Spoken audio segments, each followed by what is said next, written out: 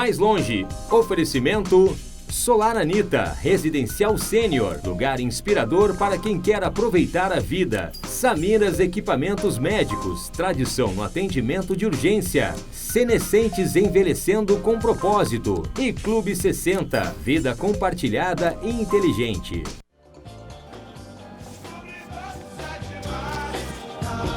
Olá, estamos começando Mais Longe hoje com Tim Maia para falar sobre representação do idoso, quem é esse que envelhece, e para falar sobre isso, sobre essas nomenclaturas, sobre se é idoso, maduro, sênior, a gente tem um convidado super especial que eu apresento, Dr.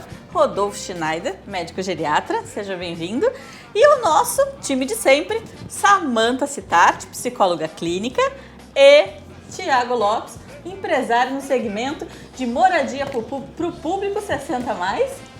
Então, gente, vamos começar hoje nosso bate-papo, nossa conversa, nossa discussão. E aí, conversando aí, quem é esse que envelhece? Que idade a gente começa a envelhecer? Desde que nasce, a partir dos 30? Tem um consenso sobre isso? Olha, o envelhecimento ele tem diferentes faixas etárias, mas a gente começa a envelhecer mesmo já a partir da vida intrauterina. Por que isso? Porque o envelhecimento, a característica maior do envelhecimento é a mudança de características, né, morfológicas, anatômicas, psicológicas ao longo do tempo. Então, um feto que começa a se desenvolver na vida intrauterina, aumento de tamanho, enfim, desenvolvimento de todos os seus órgãos e sistemas, isso já é uma forma, já é o envelhecimento, né? Até ele ficar pronto e maduro para poder nascer. Claro que ao longo da vida, depois do nascimento, as mudanças mais importantes, principalmente depois dos 30 anos, elas se tornam mais evidentes, principalmente na questão da composição corporal, né? Maior quantidade de massa de gordura, menor quantidade muscular, e isso vai se acentuando ao longo dos anos. Mas isso é um consenso ou não? Ou realmente tem uma divergência aí? Tem quem diga que não, eu só envelheço depois dos 30, ou é desde que a gente nasce, né? Porque a gente ouve um pouco de tudo aí o povo fica confuso.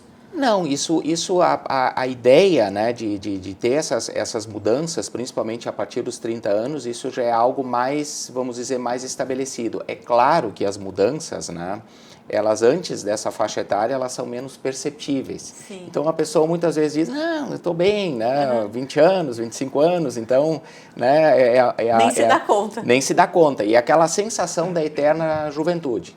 Então, a pessoa que tem 20, 25, 28 anos, ela olha lá para frente e se vê dessa forma para a vida toda. E a gente sabe que ao longo dos anos, né, principalmente depois dos 30, 40 anos, né, a pessoa já tem uma percepção diferente e ela já começa a ver que algumas pequenas limitações vão aparecendo e essas podem se acentuar ao longo da vida. Claro que isso não é, essas etapas todas, elas não são tão cronológicas assim e tão exatas, né? Então, cada pessoa tem a sua percepção e isso depende muito do estilo de vida, depende muito de quanto ela faz atividade, depende muito do tipo de, qual é a atividade que ela tem e que isso pode eventualmente postergar mais para etapas mais distantes. Tanto é que nós vemos aí jovens, né, de 20 e poucos anos, já preocupado com o envelhecimento e já fazendo procedimentos estéticos, né? Exatamente. Importantes. Então, assim, a que ponto assim as pessoas estão preparadas psicologicamente para esse envelhecimento, né? E a gente tem dimensões do envelhecimento também, né? Tem a questão biológica, mas também tem a dimensão psicológica, tem a dimensão social, tem a dimensão... não sei se tem dimensão espiritual do envelhecimento. Nunca pensei sobre isso, agora que me ocorreu. O envelhecimento, né? Claro que hoje, né, o maior marcador que sempre é utilizado é o marcador cronológico. Então, a pessoa atinge uma determinada faixa etária, então, no Brasil, 60 anos, em outros países, né, na Europa, Estados Unidos, enfim, 65 anos. Então, a pessoa atinge a faixa etária de 60 anos, ela é considerada idoso. Mas ela, biologicamente, ela pode estar diferente, né? Não no mesmo passo dessa faixa etária. É aquela impressão que a gente tem quando olha para um indivíduo e diz assim, olha, fulano parece ter tanto, né? Então, a gente pode ter uma pessoa, por exemplo, de 60 anos, ela tem 60 ali na sua idade cronológica, mas nós olhamos essa pessoa e temos a impressão que ela pode ser mais nova ou eventualmente mais idosa em relação à sua aparência. Tipo, eu pareço ter 25, então eu entendo muito essa Eu já aparento uns 50 já. Uns 57, né? 57, já estou quase entrando na terceira idade ali. Basicamente isso, né, Thiago? Não, eu super orgulhosa dos meus 45. Mas é bem interessante isso, né? Porque, na verdade, a gente até, Rodolfo, na questão do envelhecimento, até percebo que o homem, ele consegue aceitar um pouco melhor a idade após os 30, 40 anos. Tanto que às vezes tu ouve falar mulher, a questão, tá chegando nos 40, tem quase como uma crise chegando aos 40 anos, daí depois tem uma outra aos 50 e aos 60. Claro, a gente vê que está mudando isso aos poucos, mas com o homem normalmente já sempre mais maduro, às vezes tipo, eu não vejo a hora de chegar aos 50, então eu já tenho essa vontade de envelhecer, porque... mais ou menos, Thiago. Será que o homem aceita melhor ou a sociedade reconhece melhor o homem maduro? A sociedade é óbvio que aceita, tem uma aceitação muito melhor. Até fizemos uma pauta, né? Até foi o programa passado que nós falamos sobre os cabelos brancos, né? A mídia hoje, para a mulher, ela está conseguindo abrir espaço para as mulheres que querem deixar o cabelo branco, né? Os homens, né, já são taxados como cabelo branco, já é uma questão de maturidade, de charme, enfim, né? Então culturalmente... E até profissionalmente, né? Tu tem 40, 50 anos, tu tem uma postura muito melhor frente a uma empresa, frente a estar organizando um negócio, investindo, então tu já tem uma postura diferente também frente ao mercado. Então talvez isso para o homem seja muito importante. Até o uso das palavras, né? Velho e velha. Daqui a pouco, não sei. Tô pensando, vamos pensar juntos, de repente. Velho tem uma conotação diferente de velha. Eu não gosto da palavra velho. Até vejo muitos médicos hoje em dia usando a palavra, eu vou visitar o velho, tal, ou às vezes chegando até nos locais as empresas que eu tenho, que são moradias para idosos, né? E, vou visitar tal velho, é algo que eu não consigo aceitar ainda muito bem. Dói no teu ouvido? Dói muito. Imagina, eu não consigo imaginar, primeiro eu não gosto que chame meus clientes, meus hóspedes de velho. E eu já fico pensando, poxa, se fosse minha mãe. Mas eu vejo que isso vem tomando uma proporção muito maior, inclusive na internet também, então estão usando com uma facilidade muito grande a questão do termo velho. Eu ainda não consigo aceitar muito bem essa... Doutor, tem algum termo mais correto, assim, mais politicamente correto? O que a gente chama mais, assim, claro que a literatura ela também não é unânime para isso, mas normalmente, né, idoso é aquele indivíduo acima de 60 anos, e aí existe o idoso jovem, normalmente naquela década ainda dos 60, o idoso médio na década dos 70 e o idoso sênior, ou idoso, ou mais longevo, né, a partir dos 80 anos. Normalmente, né, os idosos mais longevos, eles são chamados de idosos longevos, né, são acima de 80 anos, e que caracteriza melhor essa faixa etária. Uma outra classificação também seria utilizar a terceira idade, que seria os idosos a partir dos 60, e quarta idade a partir dos 80. Normalmente é a forma melhor de se dirigir a esse grupo populacional. Existe uma forma também de chamar, por exemplo, a velhice, né? Mas a velhice ela é muito genérica, ela é muito ampla. Então, assim, chamar, por exemplo, de velho é uma forma, não seria uma forma errada, mas ela pode remeter a uma forma preconceituosa, sim. Então, dizer, né, principalmente aquela gíria, né, o meu velho, a minha velha, enfim, né, é algo que embora seja uma conotação que para algumas pessoas ou famílias pode ser uma forma carinhosa, ela, de certa forma, ela rotula aquela pessoa, né? Porque ela já está numa faixa etária que, ainda na nossa sociedade, ela é vista como algo diferente. né? Embora a gente tenha uma população hoje que envelhece e uma população que daqui a pouco ela vai ser predominante na nossa sociedade, a gente já não tem mais uma pirâmide, né? A gente já tem um formato diferente que nos mostra hoje que a população idosa ela incorporou mais, mas parece que na nossa sociedade, no Brasil, isso ainda não ficou claro. Parece que os idosos ainda são, né, algo diferente, que nós ainda somos um país jovem e nós deixamos de ser um país jovem já fazem alguns anos. Existe até um professor no Rio de Janeiro, né, que pesquisador, enfim, ele disse que nós somos um país jovem de cabelos brancos. Sim. Então, realmente, isso já faz algum tempo, né, que existe Ele também tem um termo, né, que a gente até vai discutir agora no próximo bloco, que é o gerontolescente, e tem até várias outras terminologias, até tem um livro que a gente trouxe, né, Gerontologia Social para leigos, e então assim, eu acho que tem uma série de outros termos que a gente gostaria de poder estar discutindo, e a gente vai discutir agora no próximo bloco, para a gente dar uma alinhada, né, nesses tantos termos e palavras, porque tanta coisa que a gente escuta. Então assim, fica ligado aí, ó, canais 24 e 524 da NET, que a gente já volta.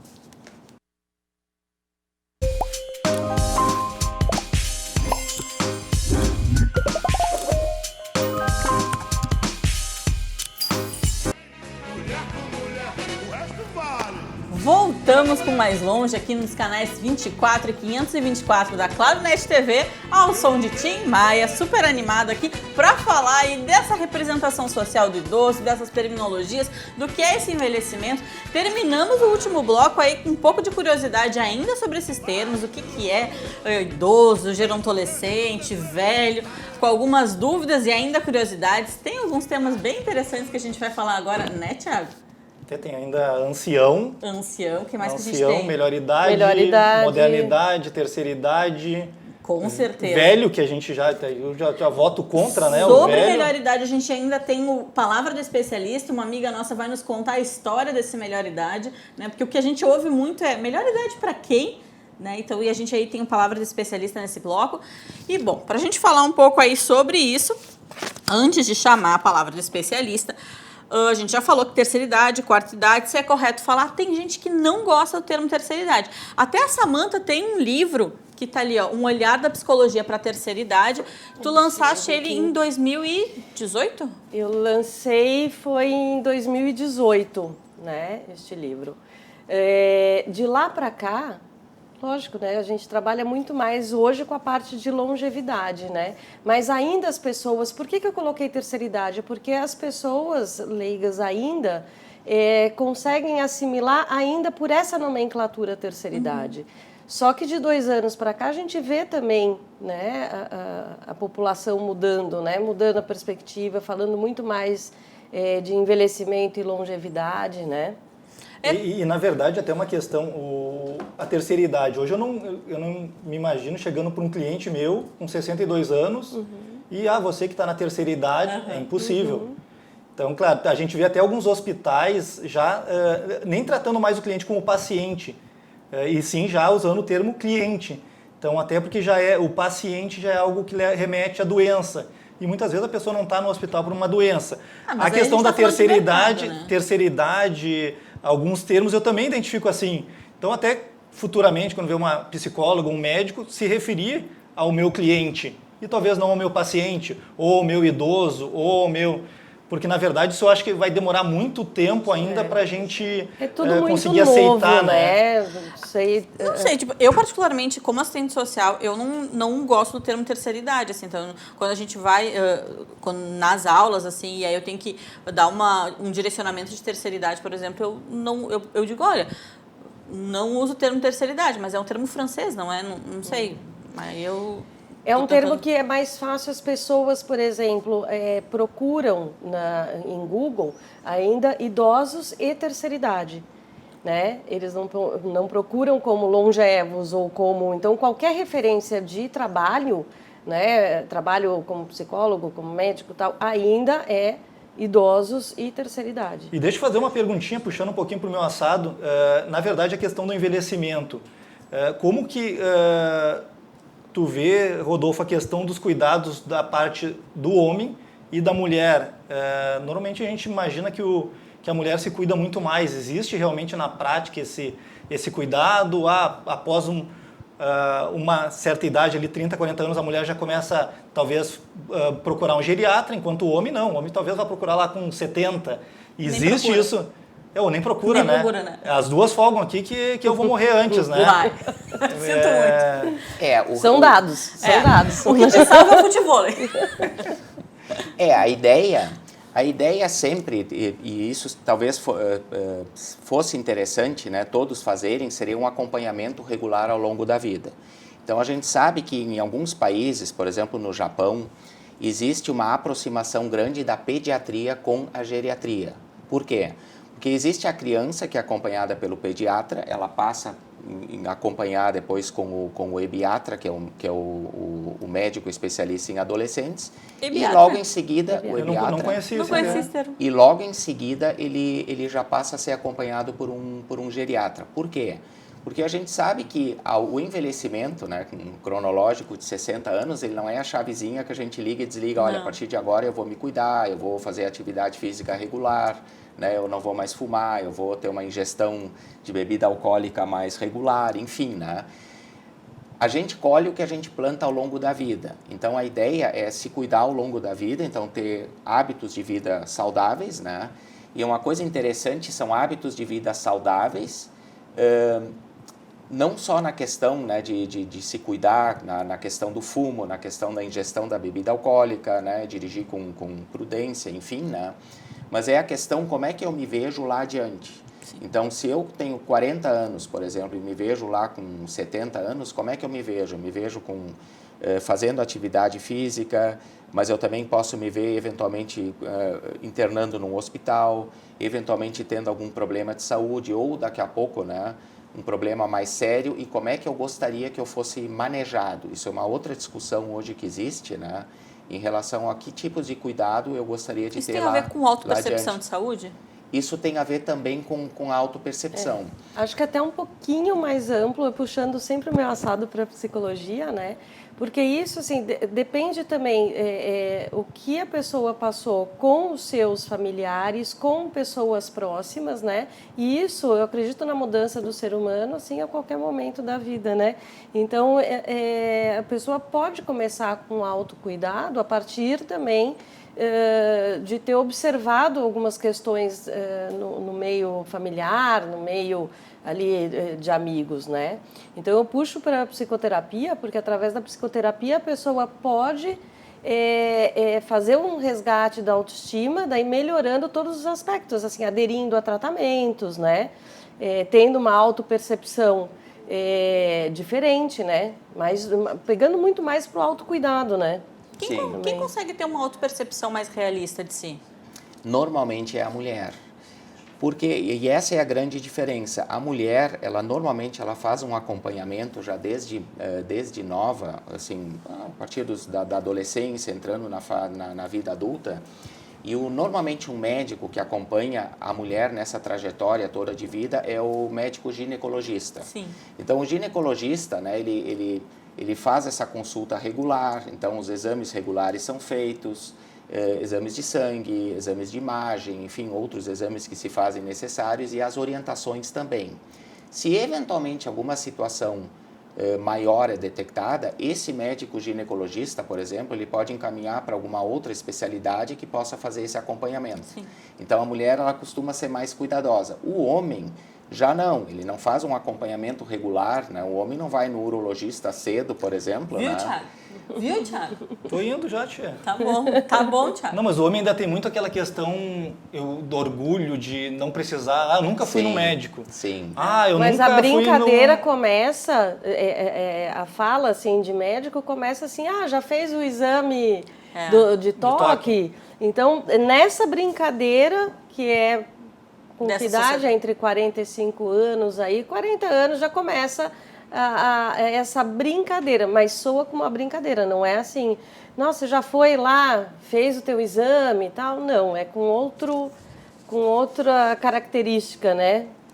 Bom, gente, e aí assim, como aqui a gente ainda tá falando sobre termos, assim, a gente dá uma devagada, mas fala sobre termos, eu queria chamar a nossa palavra do especialista, porque a Gisele Varani vai nos contar um pouquinho de onde vem esse termo melhor idade. Então, chama aí a palavra do especialista.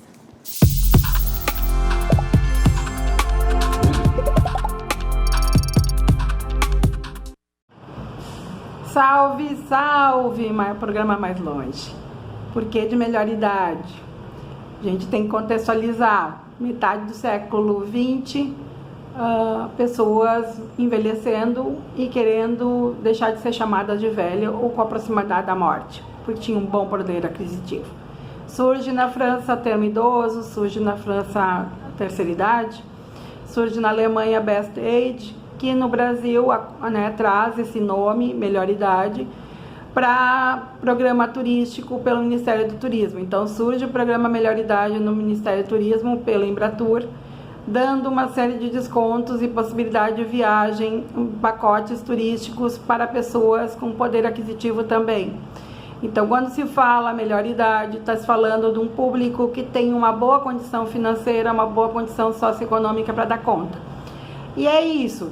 Muitos me perguntam, melhor idade para quem? Um abraço!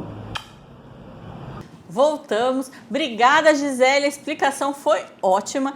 Bom, a gente sabe que melhor idade aí não funciona para todo mundo, nem todo mundo gosta de ser chamado de melhor idade, mas a gente sabe que tem muitos grupos aí no Brasil inteiro que ainda se denominam melhor idade justamente por isso, porque é um movimento que surge no Brasil por conta dessas questões de turismo, desse movimento aí de poder difundir essas questões de melhorar o acesso das pessoas ao lazer, à educação, enfim, ao esporte. Mas passa muito pela percepção da pessoa, né? Eu acho que todas as fases da vida têm perdas e ganhos. Na verdade, tu pode construir a tua melhor idade. Exatamente. Por quê? Porque é o momento que tu tem tempo para te viajar, para te curtir mais a família, para te aproveitar. Sim. Se tu tiver, igual o Rodolfo comentou, tiver organizado a tua vida, questão alimentar, questão atividade física, tu vai chegar aos 60, 65 anos, 70, muito bem.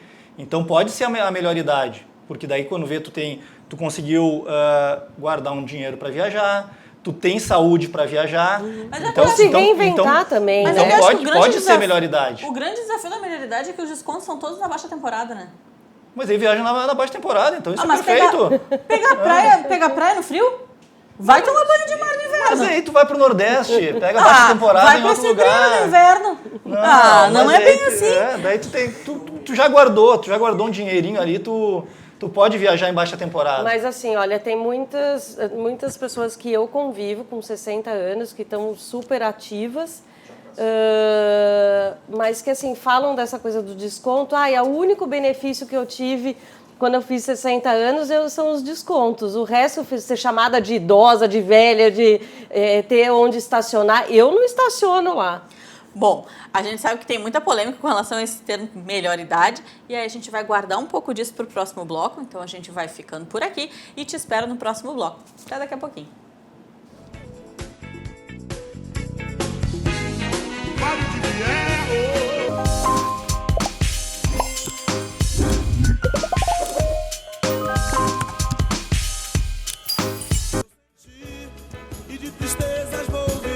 Voltamos com Mais Longe aqui nos canais 24 e 524 da Claronet TV, com o super apoio dos nossos parceiros Senescentes, Clube 60, Samiras Equipamentos Médicos e Solar Anitta.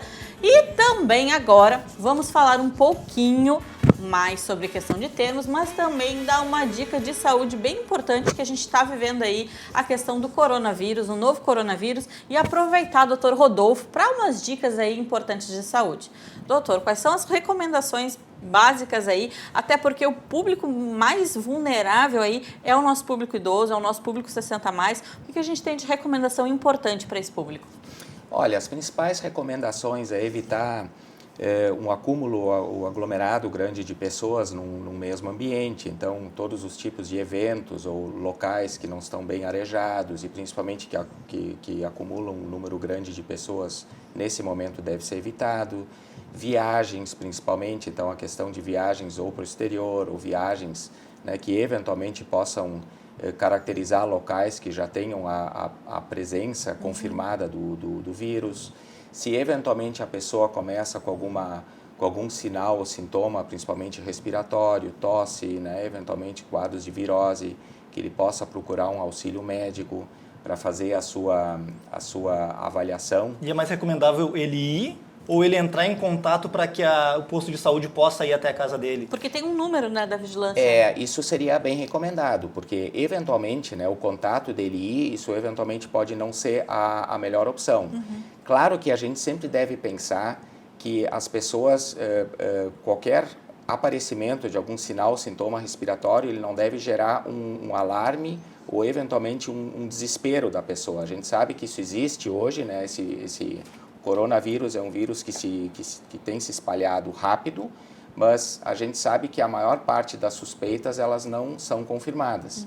Então é importante assim que a pessoa possa, né, ter essa orientação. Na dúvida existem os canais competentes para fazer esses contatos, né, mas que a pessoa possa, né, se ela se sentir assim desconfortável, eventualmente com algum sinal ou sintoma novo, que ela possa fazer esse contato. E, claro, sempre lembrar de um cuidado básico, que seria lavar as mãos sempre, né?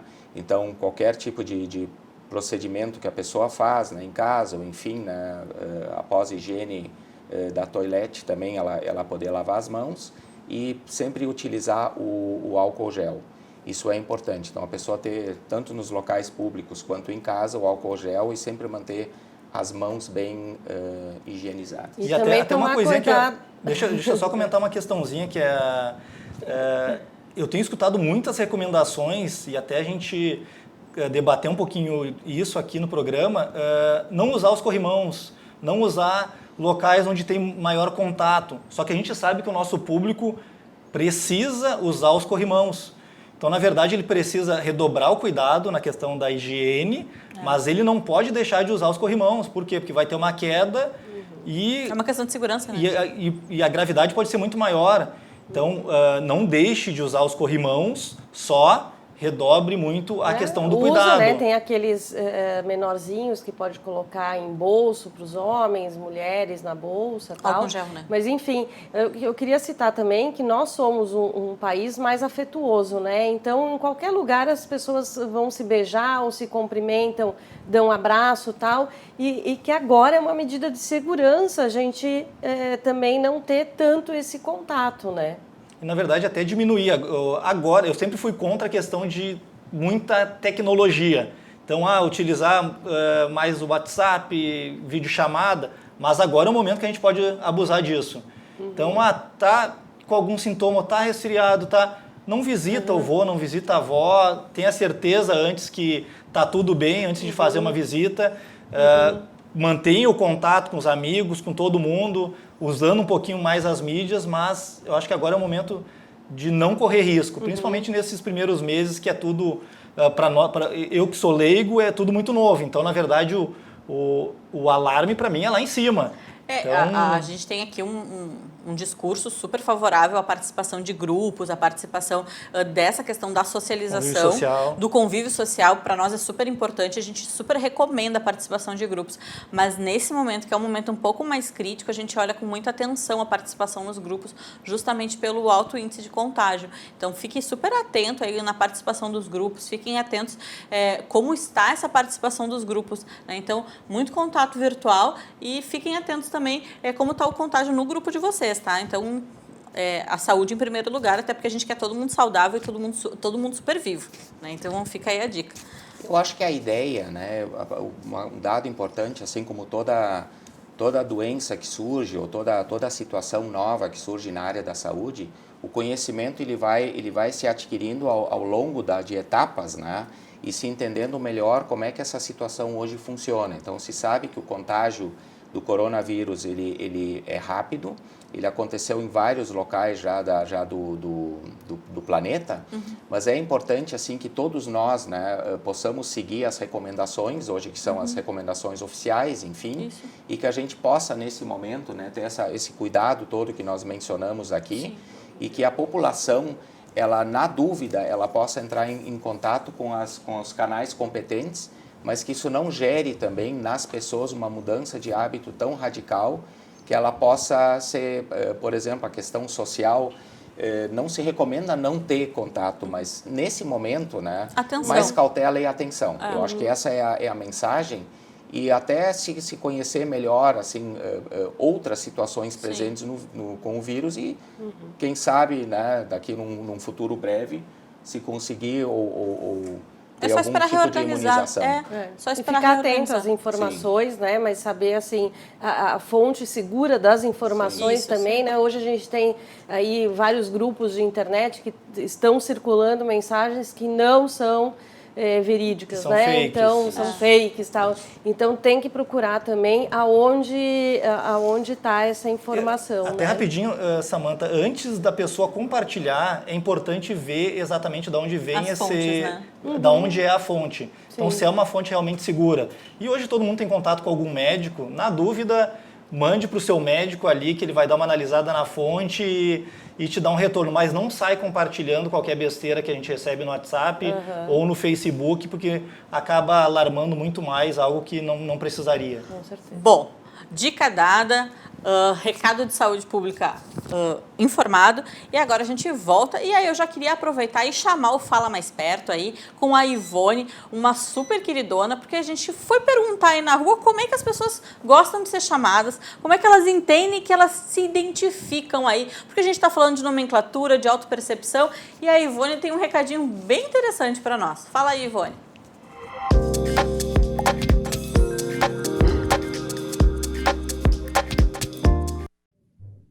Olá, bom dia. Meu nome é Ivone Reinheimer, tenho 64 anos e com relação à denominação de como eu gosto de ser chamada, primeiramente eu gosto de ser chamada pelo meu nome, Ivone, mas quando se refere à questão de idade, idosa, madura, experiente, prioritária, ela seguiu quase todas as outras denominações, eu prefiro que me vejam como uma pessoa madura e experiente. Bom dia a todos. Obrigada, Ivone, foi ótimo. A Ivone, ela é muito linda e ela nos traz assim que, primeiro pelo nome, né? Quando a gente fala assim, como é que tu gosta de ser chamada? Primeiro pelo nome, né? E isso é a parte mais interessante, mas muitos idosos não gostam de ser chamados como idosos, e a Ivone é o caso que 64 anos, mas aparenta 30. 20. Linda, linda, linda, parabéns, fantástica. Ela é. E realmente, eu acho que é exatamente isso. A primeira questão é tu perguntar como que a pessoa gostaria de ser chamada. Então, que isso aí não custa nada. Eu chegar e me apresentar, tudo bem, a Michele... Então eu faço a polêmica. E essas filas preferenciais aí de banco? Porque só está lá preferencial, mas em muitos lugares tem escrito idosos. Mas isso é o marco legal, isso é uma questão de direito, ponto. Então, o marco legal, a nomenclatura é idosos. Sim, e isso é uma construção social, é um marco legal, 60 anos, está no Estatuto do Idoso, e aí isso é a convenção, vai para 60 a mais.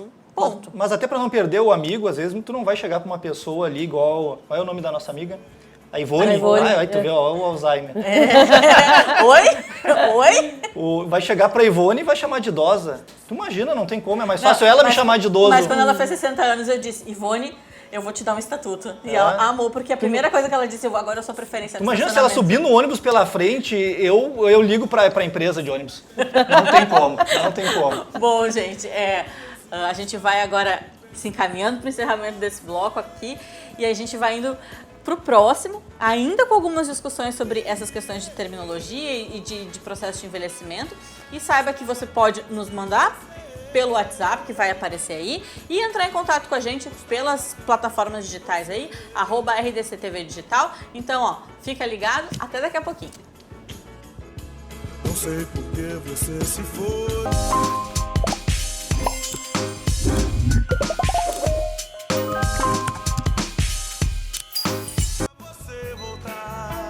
Voltamos com Mais Longe aqui nos canais 24 e 524 da Claro Net TV e agora para falar sobre também público 60+, mercado consumidor, sênior, público maduro, como é que você gosta de ser chamado.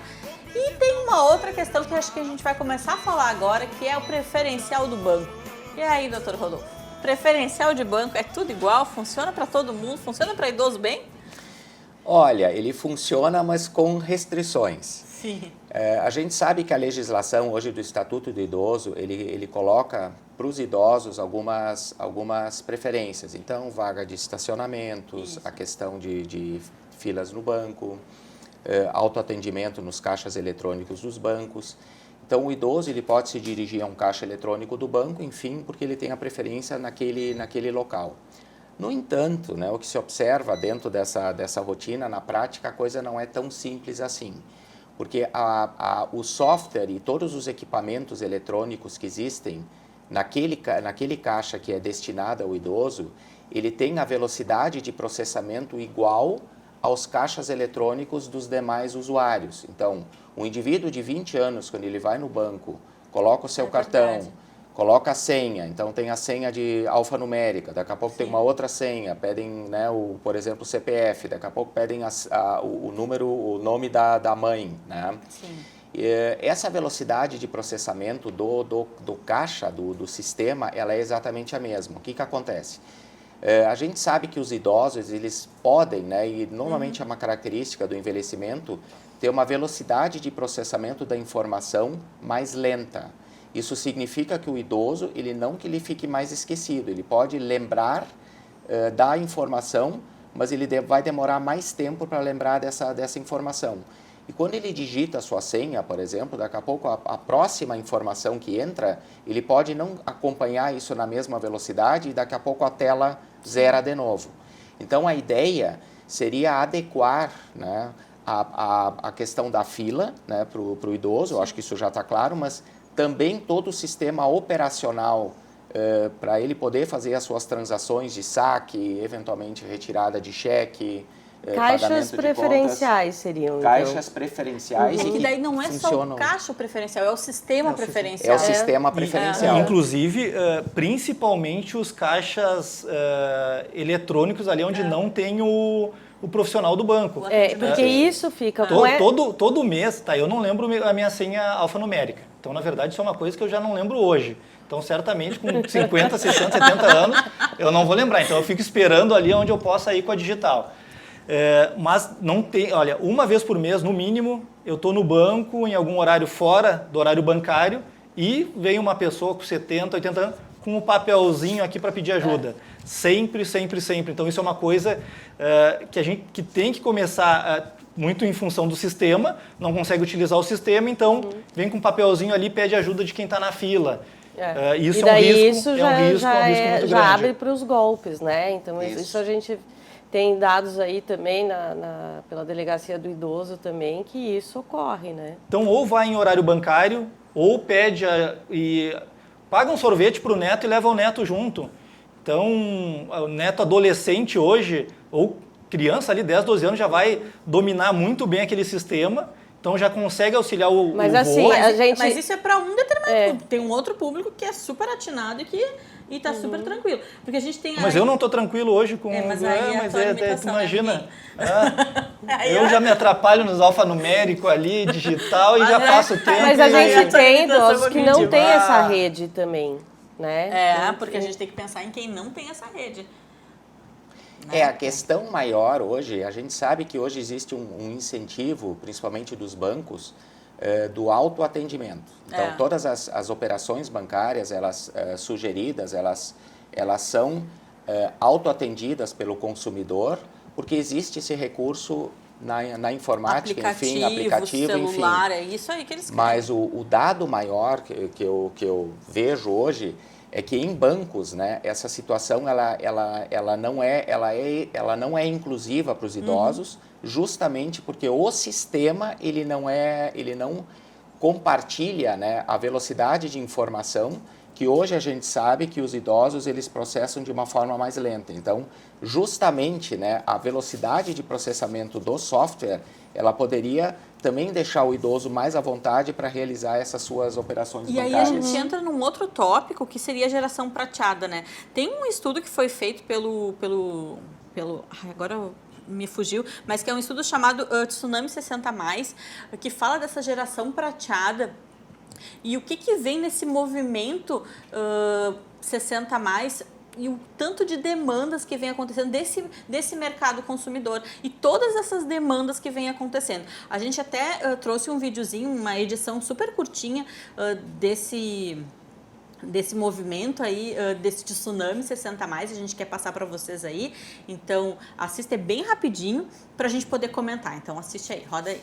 Se antes o fluxo natural era nascer, trabalhar, ter filhos, se aposentar e morrer, com a evolução da ciência e da tecnologia, toda esta lógica está prestes a mudar. Ninguém nasce, cresce ou envelhece igual.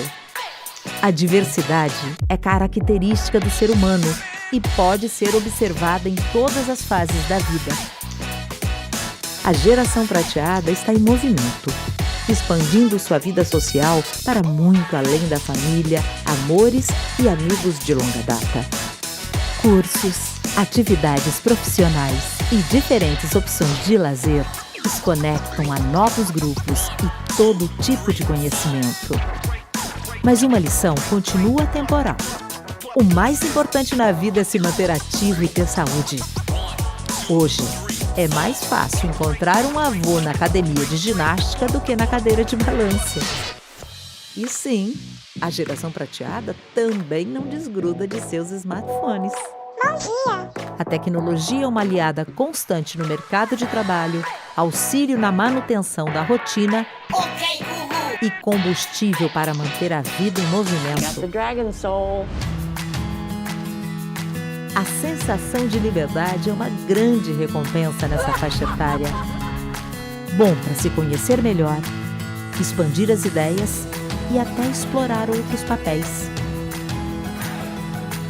Com a maturidade conquistada, muda a relação com as cobranças sociais e com o tempo. Para essa turma, o futuro é hoje.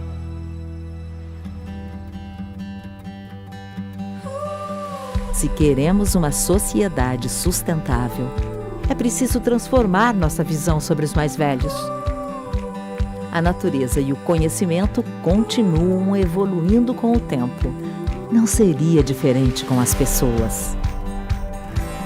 Os maduros estão em toda parte, aprendendo, trabalhando, consumindo, vivendo.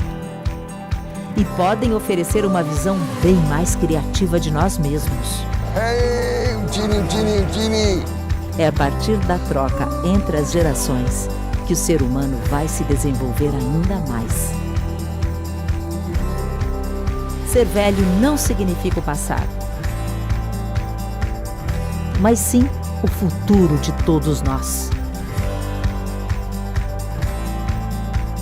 Bom, gente, esse vídeo nos dá uma ideia do tanto de mudanças aí que vem acontecendo com essa geração prateada, do tanto de mudanças que as pessoas idosas vêm sofrendo, na verdade que a sociedade vem sofrendo com o envelhecimento. O que a gente espera aí do mercado consumidor? É que seja acessível. E aí, uma das coisas que aí a gente trouxe para comentar são os estereótipos, né? Velho engraçado, velho sábio, velho super jovem, e o quanto isso não se adequa mais. As pessoas, elas não têm mais esse estereótipo, as pessoas são as pessoas, né? E aí, o mercado, ele já não consegue mais, quando faz esse estereótipo, já não consegue mais vender para essas pessoas. Mas colocando ali, as pessoas também acabam não se reconhecendo, porque ou é aquele super idoso que está lá pulando de asa delta, ou é aquele que está lá fazendo o tricôzinho em casa, de chinelinho, ou cuidando dos netos e tal. Então, as pessoas hoje, de 60 anos, 60 mais, elas não estão se reconhecendo nesses dois estereótipos. É o 8 ou 80. Porque, na verdade, as pessoas, elas estão envelhecendo do modo como vivem, né? E o mercado, ele tem que também se adaptar com isso. E aí eu não sei como que ficam essas nomenclaturas, porque as pessoas são pessoas. Eu gosto de sênior. Chamar de sênior. Ou 60 mais em alguns momentos. Eu acho que a questão maior é que a gente, hoje, a gente ainda tem um conflito social em relação à questão do envelhecimento. Se a gente for pensar, por exemplo, né, desde jovem, cada pessoa gosta de ser chamada pelo nome dela. Em alguns países, né, se chama pelo sobrenome, em outros países, na nossa cultura, mais pelo primeiro nome. Mas a questão maior é sempre se dirigir à pessoa com o seu nome, né, como acontece também dentro do hospital. A gente sempre orienta os acadêmicos de medicina, quando eles começam naquela fase de entrevistar os pacientes, né, e poder aprender a semiologia, né, a propedêutica, a gente sempre diz para eles, olha, vocês se referem, né, ao fulano, senhor tal, ou senhora tal, né, por que eles internaram, enfim, eles são pessoas, né, são pessoas acima de pacientes, eles são pessoas. E claro que esse acompanhamento ao longo da vida é importante. Me lembrei agora, assim, existem situações de várias pessoas, por exemplo, o Paul Newman, né, com 70 anos e acima de 70 anos, ainda participava de competições de automóvel e competições de longa duração, e pessoas que praticam atividades, esportes, né, inclusive alguns esportes radicais, né, e essas pessoas elas têm isso como hábito de vida. Então é importante, né, que a gente consiga ver o idoso como integrante da nossa sociedade sem vê-lo como um indivíduo diferente. Né? Parece que ele é um indivíduo diferente daquilo que a gente estava acostumado a ter. Então, eu acho que a gente vive hoje numa nova fase, né? Enfim, com maiores, uma população mais idosa, presente, e a gente há muito tempo deixou de ser um país jovem. Então, eu acho que essa é uma questão que a gente precisa ver essa realidade. Bom, mais longe é sempre cultura, né? A gente não tem dica de filme, mas a gente vai ter dica de livro. Então, Samantha, rapidinho, o que a gente ainda tem? Bom, aproveitando que nós falamos de ficar um pouquinho em casa, né? Evitar aglomeração. Então, a dica é Gerontologia Social para Leigos. Eu acho que é rico ler para ampliar aí o conhecimento, questionar também, né? Ter a base aí para a gente questionar. Da Nara Costa Rodrigues, Jussara Rauch, Dr. Newton Terra. É uma produção lá da PUC, do IGG. Ele é ótimo, vale a pena para quem está começando. Hoje a gente não tem agenda, tá, gente? Até porque, assim, com essa dica de evitar aglomerações, a gente não sabe se os eventos vão acontecer. Então, a gente hoje não vai dar agenda. Então, vamos ficar atento aí para ver se os eventos vão se confirmar. Muitos eventos ainda sendo transferidos, cancelados, principalmente grandes eventos, aglomeração agora para o mês de março e abril. Então, a gente ainda está em atenção. Então, sem agenda para hoje. Temos dica de livro. Livro da Samantha também, um olhar da psicologia para a terceira idade. Se ela não fala, eu falo. Então, tá aí, ó, dica de livro para quem quer se aprimorar na questão da psicologia. Vale a pena ler, eu li e recomendo. Se ela não recomenda, eu recomendo.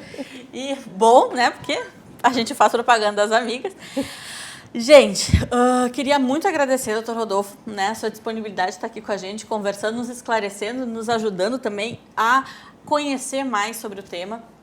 Samantha, muito obrigada pela parceria de sempre. Tiago, obrigada por brigar comigo sempre. É sempre uma alegria discutir contigo. E eu queria agradecer também o doutor e parabenizar pelo grande trabalho que tem frente aos pets.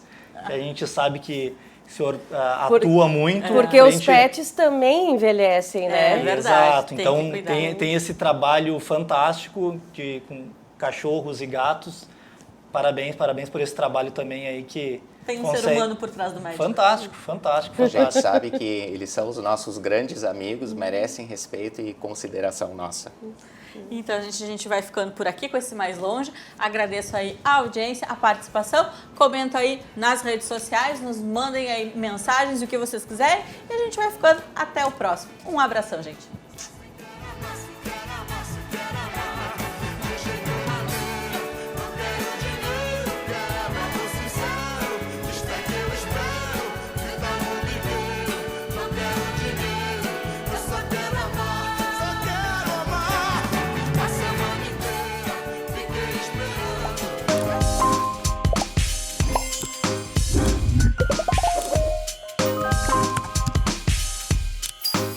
Mais longe, oferecimento Solar Anita, Residencial Sênior, lugar inspirador para quem quer aproveitar a vida. Samiras Equipamentos Médicos, tradição no atendimento de urgência. Senescentes envelhecendo com propósito. E Clube 60, vida compartilhada e inteligente.